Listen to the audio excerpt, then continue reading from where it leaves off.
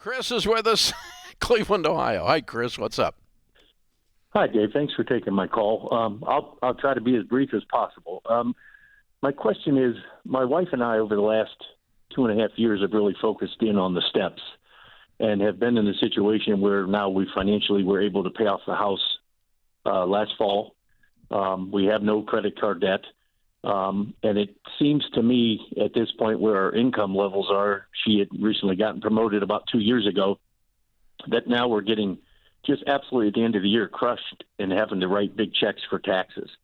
And I guess my question is, is potentially looking into an LLC with some rental properties even something that should be on the table to even look at?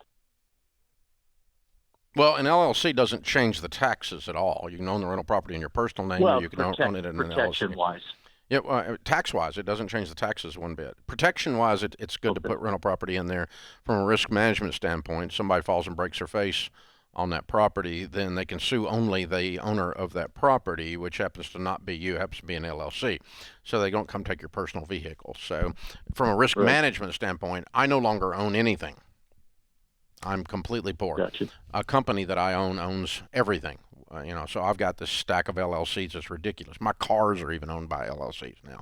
So, but that's just because I'm at a point that I'm a target for lawsuits because it's like, oh, Dave Ramsey bumped into my car. Woohoo! So it's like easier than winning the lottery. Yeah! I'll tell you that much. Who needed a job? So anyway, but you're not going to quite be that way with one rental property. Of course, we're going to tell you to pay cash for the rental property or not buy it, and don't do things that don't make economic sense only for tax reasons.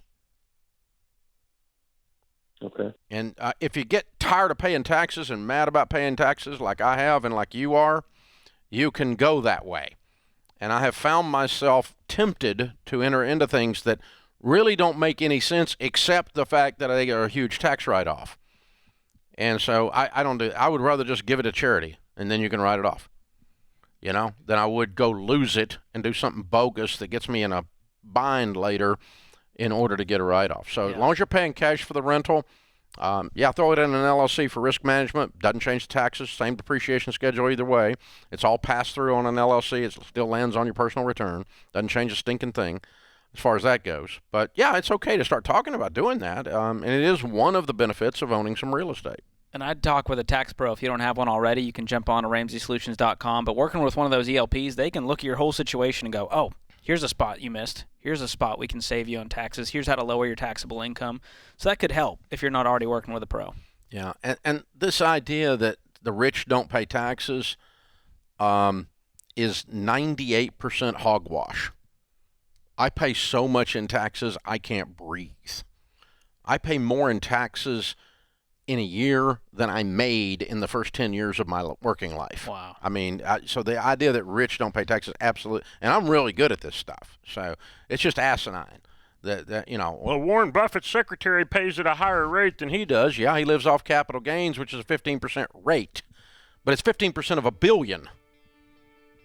And he's not, the only thing he has are investments. He has no earned income, only investments.